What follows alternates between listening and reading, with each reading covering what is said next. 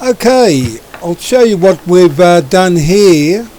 I found connecting any tubing to that is a bit annoying because it just stays on there, and I thought if I put a hose connection like this on, you can connect a hose connection with your tubing on it and have any length, and do the same with this one and connect it on there, and this way you can have all different lengths of tubing and just connect it on like this.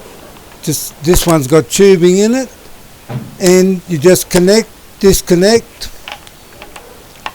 Same with this, so easy to do,